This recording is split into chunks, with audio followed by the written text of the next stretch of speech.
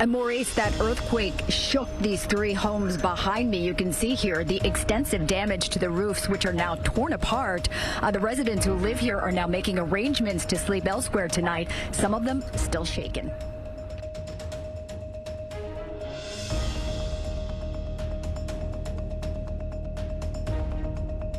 In the bustling northeastern United States, known for its resilience and towering skyscrapers, a seismic event rattled the region to its core.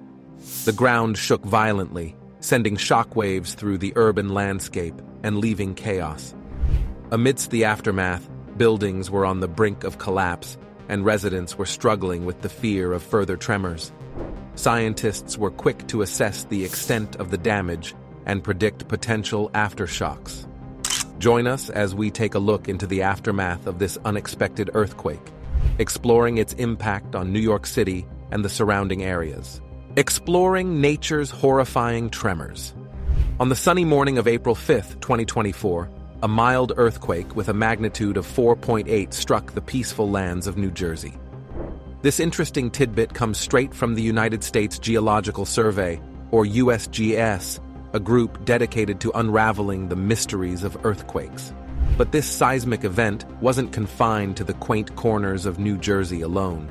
Its gentle tremors echoed through the bustling metropolises of the Northeast, touching the hearts of cities like New York City, Philadelphia, and even as far as Boston. It was precisely 10:23 a.m. Eastern Time when the Earth decided to give a gentle shake, just about 4 miles north of Whitehouse Station, New Jersey, according to the records of the USGS. Now, seismologists, those brilliant minds who delve into the secrets of earthquakes, are poring over every piece of information they can lay their hands on to ensure they've got the earthquake's magnitude spot on. Who knows? They might tweak it a bit if they stumble upon more data. But wait, there's more. These diligent scientists aren't just stopping at studying the earthquake itself. They're also carefully crafting a map, a veritable treasure map of knowledge that promises to unveil the varying degrees of shaking experienced across different parts of the affected regions. It's like embarking on a thrilling adventure, a quest to decipher the subtle complexities of nature's whims and the terrifying quake of tectonic plates beneath our very feet. Now, let's fast forward to later that same day, at precisely 5:59 p.m. Eastern Time, when a smaller aftershock made its presence known. This miniature quake occurred near Gladstone, New Jersey, registering a magnitude of 3.8. Initially, the sharp minds at the USGS estimated its strength to be slightly higher, around 4.0, but they later fine-tuned their calculations. So, what exactly is an aftershock? Think of it as a tiny echo of the main earthquake, reverberating in the same area. It's usually not as potent as the earthquake itself, but it's certainly not to be underestimated. Sometimes these aftershocks can occur days, weeks, or even years after the initial quake, potentially worsening damage in already vulnerable areas. Now, if we take a stroll down memory lane and peek into the history of earthquakes near New York City, we'll find a remarkable tale. The USGS has meticulously documented a total of 188 earthquakes, each registering at least a magnitude of 2.5 within a 250-mile radius of the city since the year 1957. Among this seismic symphony, only 7 quakes matched or exceeded a magnitude of 4.5. So, the latest earthquake is undeniably significant, ranking as the 3rd most potent quake in the annals of their records. This quake caused significant damage in the Northeast, particularly near New Jersey, with aftershocks continuing as cleanup efforts commenced. Imagine sitting calmly in a waiting room when suddenly the ground beneath you starts to tremble. For many, this was their first experience feeling the ground shake, a moment that left a lasting impression. Following the April 5th 4.8 magnitude quake, considered one of the largest on the East Coast in a century, aftershocks continued to unsettle the area. The shocking aftermath of the earthquake.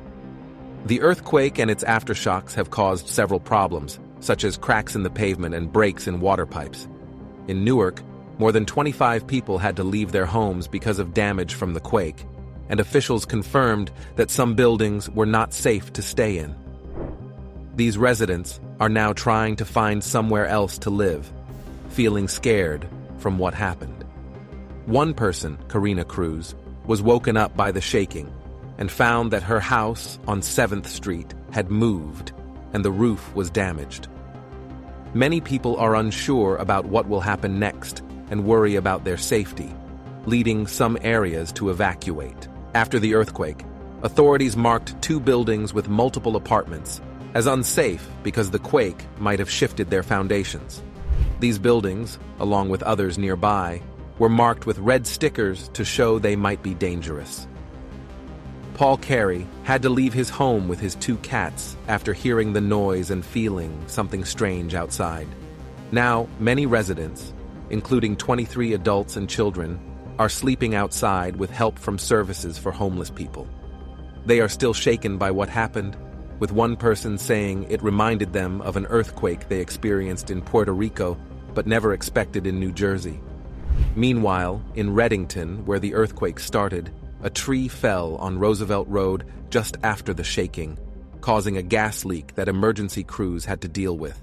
Even after reporters finished reporting on the event, there were still aftershocks, making people in the area nervous. In Manhattan, folks shared their stories of feeling the earth move, with some initially thinking it was just a passing truck. But as alerts confirmed it was indeed an earthquake, reality sunk in. Interestingly, not everyone felt the tremors, which might have been a relief for them.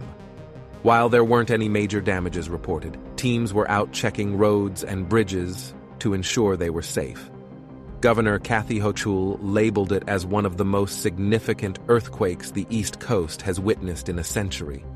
Mayor Eric Adams assured everyone that there were no injuries, but still advised residents to be cautious, suggesting they seek shelter under sturdy furniture or doorways if they felt any aftershocks.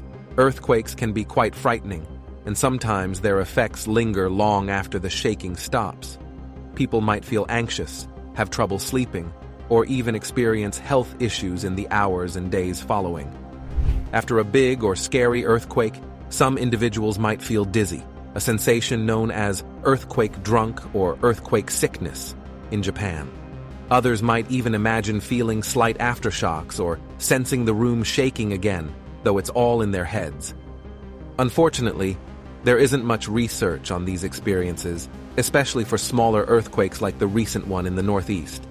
In Tokyo, where aftershocks are frequent, some people have reported balance problems for up to 4 months after a major quake. Dr. Landon Duika, an ear, nose, and throat surgeon, suggests treating post-earthquake dizziness like motion sickness. Focusing on a distant spot can help your balance system settle down. If the dizziness persists or is severe, over-the-counter antihistamines like Dramamine might help. Some feelings of unease may stem from stress, especially for those who have never been in an earthquake before. Clinical psychologist Susan Albers advises against obsessively checking news about the quake, as it can heighten anxiety. Instead, focus on scientific explanations of earthquakes to understand them better. Talking about your experience with others, especially those who remain calm, can also help. Dr. Albers emphasizes the importance of surrounding yourself with people who exude a sense of ease during stressful events, as calmness can be contagious. When the ground shook in New York City on Friday due to an earthquake, Mayor Eric Adams told New Yorkers to find shelter under furniture or in a doorway if there were aftershocks. However, experts caution against using doorways as a haven during an earthquake, contrary to the mayor's advice. Keith Porter, a professor at the University of Colorado Boulder, suggests the best approach is to drop, cover, and hold on under a sturdy piece of furniture. Seeking refuge in a doorway can be risky for various reasons, such as swinging doors that can cause harm and the potential exposure to falling objects. Zach Iskol, the city's emergency management commissioner, emphasizes the importance of getting low under heavy furniture as the primary option. Only if that's not possible should one consider using a doorway for protection. Robert Michael DeGroot from the U.S. Geological Survey explains that doorways were once thought to be safer during earthquakes, But that's no longer the case.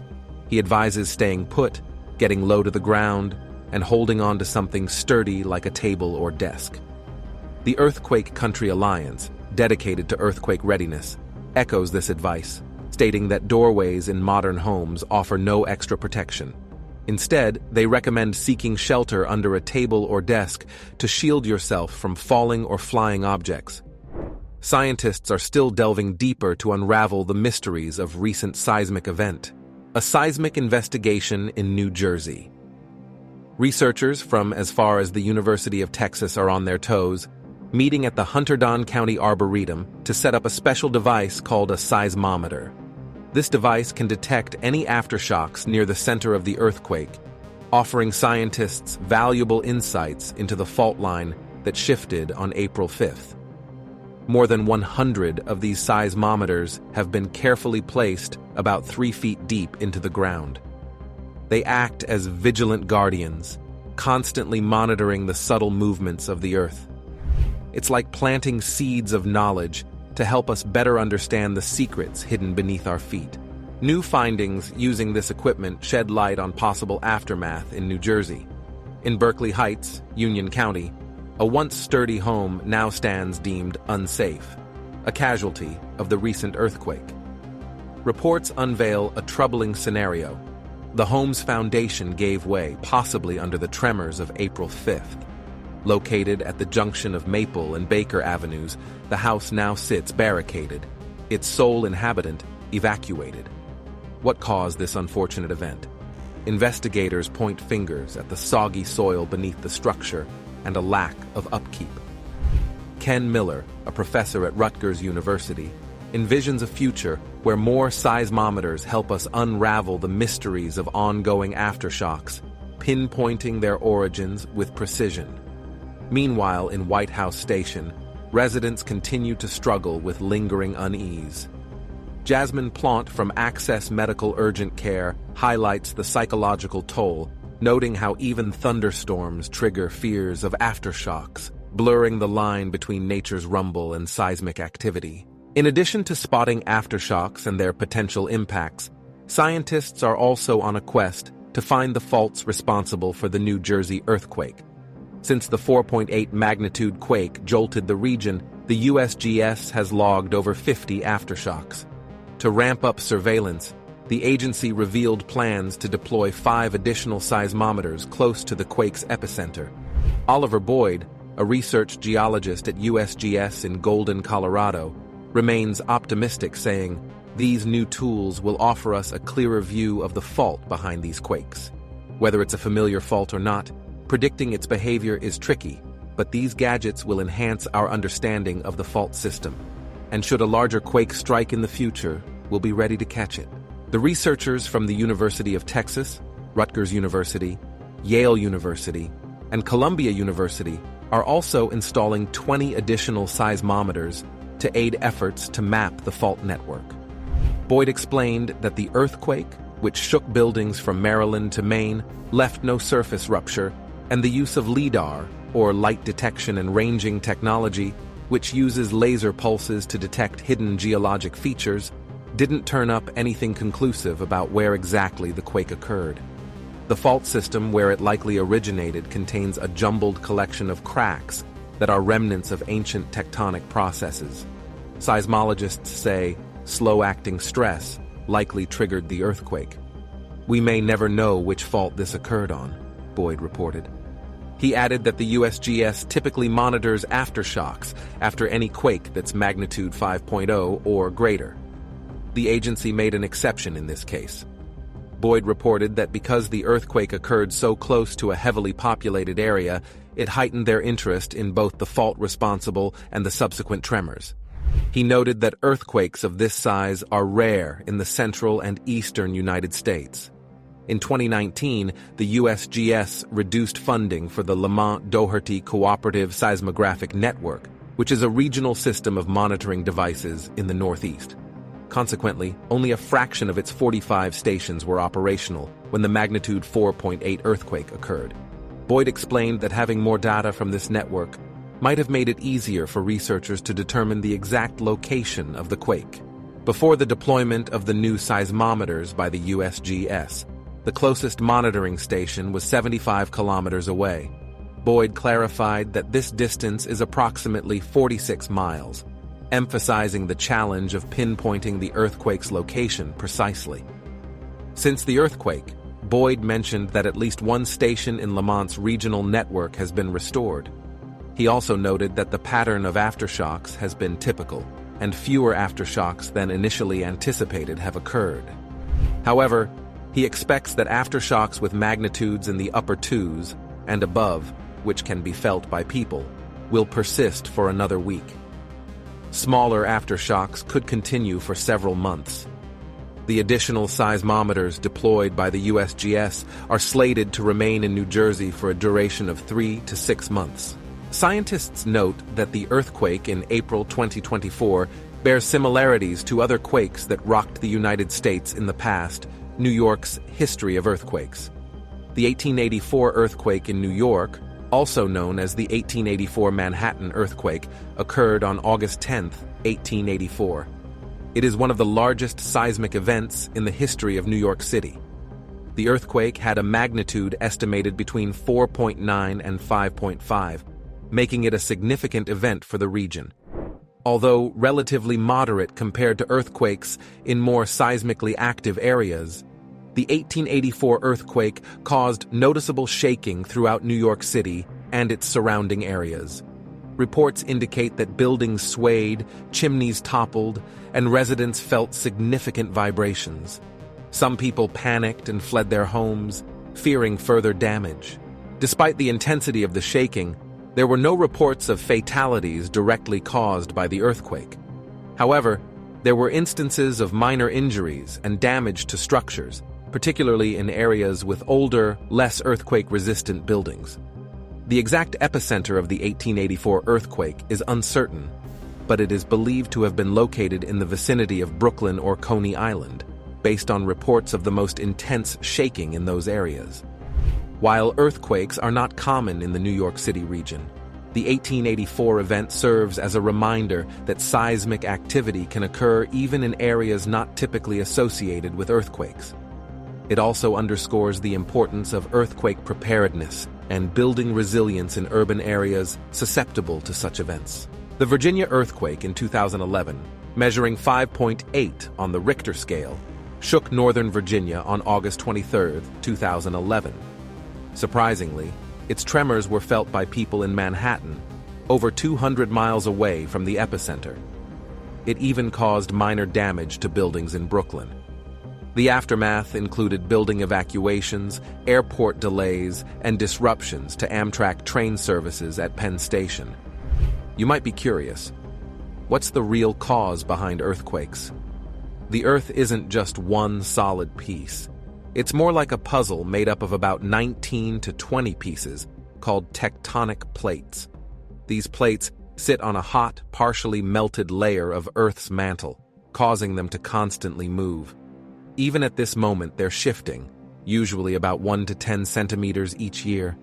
But don't worry, most of these movements are too subtle for us to feel. Sometimes, though, these movements are strong enough to create vibrations under our feet or even cause an earthquake, which can be devastating for cities. Earthquakes happen in the lithosphere region of the Earth. So, how exactly do earthquakes form? Well, they start deep beneath the Earth's surface, releasing energy. The point where the earthquake originates under the Earth is called the hypocenter, while the spot directly above it on the Earth's surface is called the epicenter. The most terrifying earthquake ever recorded was a magnitude 9.5, which struck Valdivia in southern Chile in 1960. Another devastating one hit the Tohoku region of Japan on March 11, 2011, with a magnitude of 9.0, causing immense destruction and claiming around 16,000 lives. To measure earthquakes, geologists use a seismograph to detect the waves produced by the movement of tectonic plates. These waves, known as seismic waves, help determine the earthquake's magnitude, which is measured on the Richter scale, making up 84% of Earth's total volume. Finally, there's the crust. Similar to the skin of an apple compared to the other layers, It varies from 0 to 70 kilometers in thickness, from 8 kilometers under the sea to 32 kilometers under continents, and represents just 1% of Earth's total mass. During an earthquake, two types of waves are formed: body waves and surface waves. Body waves move through the interior of the Earth, generating surface waves when they encounter surface rocks. Let's delve deeper into these waves. Understanding earthquake formation. From the hypocenter, primary waves or P waves are released. So, what exactly are these P waves? P waves are seismic waves that sway the ground back and forth, much like the movement of sound waves. They're the first ones picked up by a seismograph. When these P waves reach rocks closer to the surface, they trigger a new set of waves called S waves or secondary waves. Unlike P waves, S waves move perpendicular to the direction of the wave, causing tremors and vibrations that we can feel. Once recorded on a seismograph, S waves hit the surface, marking the start of an earthquake. The point on the surface where the earthquake originates is called the epicenter. After P and S waves, surface waves follow. These are the most destructive, causing rocks to move and structures to fall, posing a threat to life. Let's visualize the formation of P and S waves once more. An earthquake with a magnitude between 4 to 4.9 may cause damage to nearby small houses, but larger buildings typically remain intact. Even the roads start to crack due to the force of the earthquake. If the magnitude increases to between 6 and 6.9, the damage becomes more severe. Buildings are almost completely destroyed, roads are extensively damaged, and small houses have collapsed. Earthquakes can be incredibly destructive natural disasters, especially when their magnitude reaches 7 or higher. Just imagine the devastation that can occur with magnitudes of 9 or even 9.5. While predicting earthquakes is challenging, advancements in technology, like smartphones equipped with seismometers, allow scientists to detect seismic waves and potentially predict earthquakes to warn people. NASA utilizes this data in quake simulation software to generate more accurate predictions. Recent studies have shown that high concentrations of radioactive gases, like radon and thoron, are released from small cracks in the Earth's surface shortly before an earthquake. Detecting these gases could provide an early warning system, giving communities up to 7 days' notice before an earthquake strikes. Certain earthquakes, like those in New York, are triggered by fault systems. A fault is like a break or crack in the Earth's crust, where movement has happened. Faults are categorized based on the type of forces that create them. When extensional forces pull rocks apart, they form normal faults. Conversely, when compressional forces squeeze rocks together, they create reverse faults. Strike-slip faults, also known as transverse faults, form when rocks slide past each other horizontally due to shearing forces. Normal and reverse faults are referred to as dip-slip faults because their motion is parallel to the dip of the fault plane. In contrast, the motion in strike-slip faults is perpendicular to the dip. The dip of a fault plane indicates its inclination or slope. Imagine pouring water onto an inclined surface. The direction the water flows represents the dip. It has two components, an azimuth, which represents the horizontal direction, and an angle, which indicates the steepness of the slope. In any dip-slip fault, there are two main components, the hanging wall and the footwall. Picture drilling a tunnel through the fault. Standing in this tunnel, you would be on the footwall with the hanging wall above you. In reverse faults, the hanging wall moves upward, while in normal faults, it moves downward. Reverse faults commonly form in regions where tectonic plates converge, such as subduction zones or continent-continent collisions. Some areas experience converging plates at an angle, resulting in transpressional faults that exhibit both reverse and strike-slip motion. Faults that combine dip-slip and strike-slip motion are known as oblique faults, like the San Andreas Fault, which is predominantly a strike-slip fault, but also exhibits some compressional movement. Normal faults are prevalent in regions where tectonic plates move apart and the crust is stretched. This phenomenon is currently happening in various locations, including East Africa, the Basin and Range Province of North America, and the center of ocean basins worldwide. As the crust extends, its weight decreases, causing it to rise in a process called isostatic adjustment, or isostatic rebound. It's just like stepping off a boat onto a dock. As you step off, the boat rises a bit in the water because your weight is no longer pressing down on it. Step back onto the boat, and it sinks a little as it bears your weight again. Now, let's apply this concept to geology. The Earth's crust can be likened to the boat and the mantle to the water. When the crust thickens or thins, it behaves like the boat bobbing up and down in response. The same happens in areas experiencing compression, where forces push rocks together, thickening and shortening the crust. This extra weight causes the crust to sink into the mantle, a process known as subsidence. This sinking crust can create what we call foreland basins, large, depressed areas of land found next to towering mountain ranges. It's like the land is bowing down in response to the weight of the mountains pushing against it. When towering mountains push against the Earth's crust, not only does the crust sink beneath them, but the areas nearby also dip down. These neighboring lowlands can sink below sea level during what we call subsidence, a kind of adjustment known as isostatic. Subsidence in basins is what creates the perfect conditions for forming thick layers of sediment.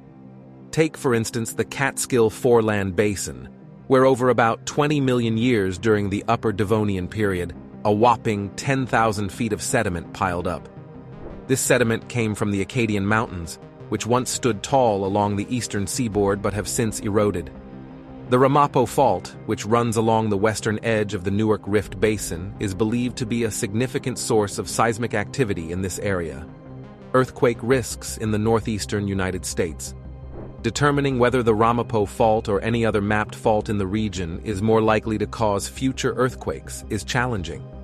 The Ramapo Fault Zone stretches over 185 miles, or 300 kilometers, across New York, New Jersey, and Pennsylvania, extending from the northern Appalachian Mountains to the Piedmont areas in the east. It's one of the most well-known fault zones in the mid-Atlantic region, and there have been some small earthquakes in its vicinity. Public awareness of the fault has increased, especially since the 1970s, when its proximity to the Indian Point nuclear plant in New York became a concern. There isn't enough evidence to definitively link earthquakes in the New York City area with particular faults or geological structures.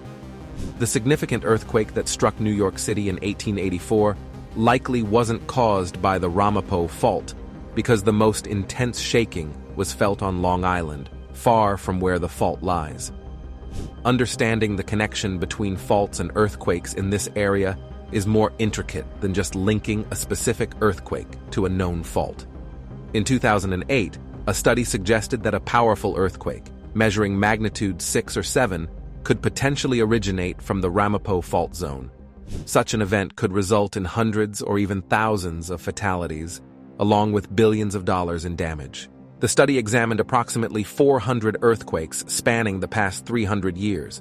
It also proposed the existence of another fault zone stretching from the Ramapo Fault Zone into southwestern Connecticut. Despite this, seismic activity appears dispersed across the region, with no significant clustering along either the Ramapo Fault or the hypothesized fault zone extending into southwestern Connecticut. The northeastern United States Atlantic continental margin is what we call a passive margin. The seismic activity in this region is thought to stem from old weak areas that are being reactivated due to today's stress. According to this idea, faults formed during ancient geological events still exist in the Earth's crust, and earthquakes happen when stress from the current environment is released along these weak zones. This stress is believed to come from the current rifting at the Mid-Atlantic Ridge. Within a 100-kilometer radius of New York City, there's a moderate level of seismic activity, more than what's seen in central New York State.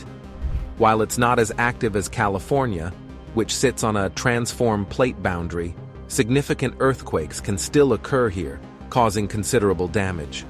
Moreover, when rare earthquakes happen in the eastern United States, the areas they impact are usually larger compared to earthquakes of the same size in the western United States. The Ramapo fault system is typically seen as the most active fault system in the wider New York City area. However, because moderate or high-intensity earthquakes don't happen often, researchers face challenges in linking earthquakes in the region to specific geological structures without detailed records from instruments for significant historic earthquakes. How long do you think that more aftershocks of the April earthquake will continue? Let us know your opinion in the comments below. And if you enjoyed watching this video, make sure to give it a thumbs up and subscribe to the channel.